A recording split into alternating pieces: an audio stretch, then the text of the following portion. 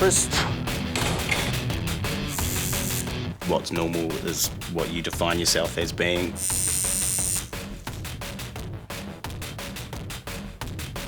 You don't trust a skinny baker.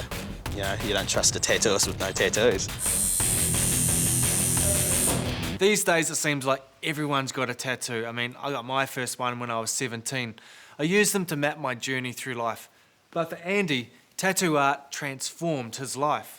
I suppose for a lot of kids that grow up being disabled, you just want to be normal. And, you know, it's not until you get a lot older that you realise no one's normal.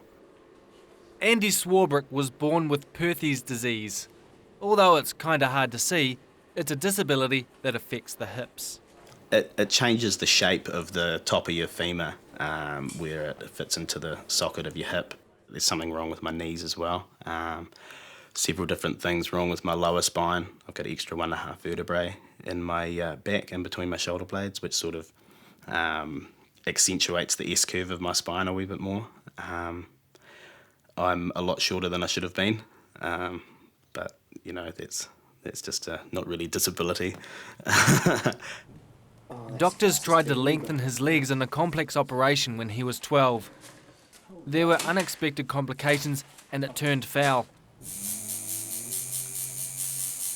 He ended up in a wheelchair just as he started high school, a critical phase in his life. When I had the operation and ended up in the wheelchair, there wasn't really any hiding it, you know, like it was from the moment someone met you, they knew, and it was like they judged you or defined you by what you looked like, you know, as you do when you're a teenager, and I sort of resented everybody for that. Andy left school early, but came back for the 7th form and hung out in the art room.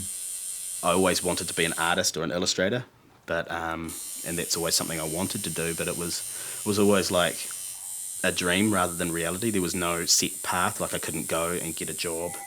Yeah, I just ended up falling back into the factory work.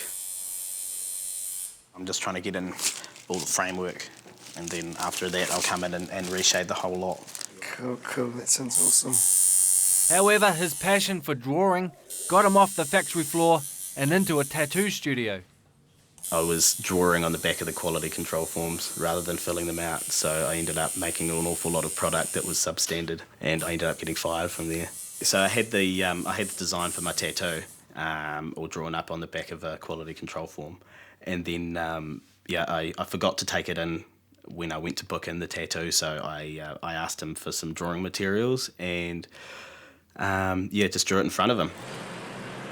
The tattooist was so impressed, he convinced Andy it was his destiny too. He was offered an apprenticeship and his life turned around. The style of tattooing I do is colour realism.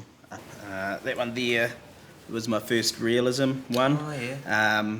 A lot of trial and error and still doesn't look very good, but what I learnt from that not looking good, I then transferred to the next tattoos. And I see you've got a few on your arm there. Yeah. Let's have a look. Well, this one here, map of New Zealand, because I travel a lot and I want to take home with me wherever I go. And this was my first one. This one here. Tribal. Just picked it off the wall with my dad. And then it just kind of built and built and built. But my latest addition is on my back. Oh, that's nice. Tattooing satisfies Andy artistically, but it also suits him from a physical point of view.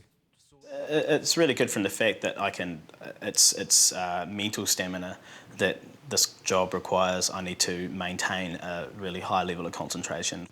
The only problems I get, a lot of tattooists get, is back problems, and because I've already got those and I'm already aware of it, I'm sort of taking steps to strengthen those areas that are affected. At least 2 or 3 times a week, Andy pumps iron at the gym, the serious one.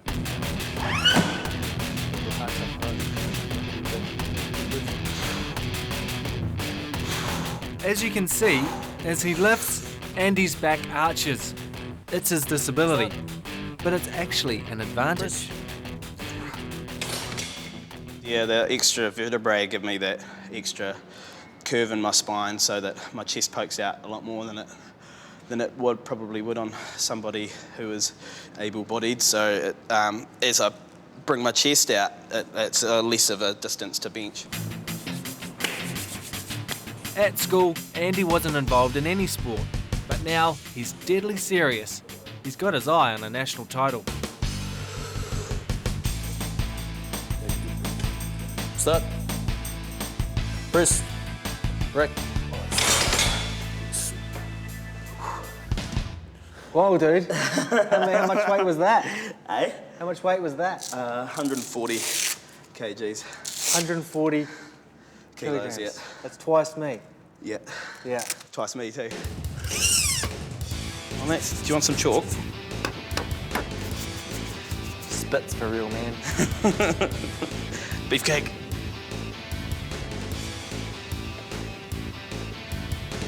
Push. Go, go, go, go, go, go. You got it, you got it, you got it. Go, go. Yeah. Well done, buddy. Yeah. Gonna try 140? Life's pretty sweet for Andy at the moment, but the reality is his body is not as strong as it looks. He's likely to need a total hip replacement sooner rather than later. As we pull up to his house, the last thing I thought Andy would be driving was a little old Honda Civic. Hang on, what's this in behind? A bike? And what about this orange beast? Yeah, he's got hot rods. Much more what I'd expect from a guy covered in tats. So what kind of car is this, man? It's a 1939 Ford sedan. 39? Yeah. Whoa, and what about the green one? That's a 1960 Morris 1000. And that's Yeah. your pride and joy. Yeah, both of them are. Yeah, once they get back on the road, it'll be a team of doom. I just can't drive them both at the same time. Yeah. Yeah. Do you think you're kind of living the whole kind of tattoo lifestyle?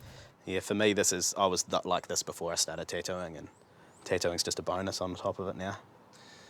And is that why you drive now a Honda Civic? Yeah, well, before the Civic, it was a 50cc scooter. So, and then before that, it was a BMX. So, it's not about the image, you know.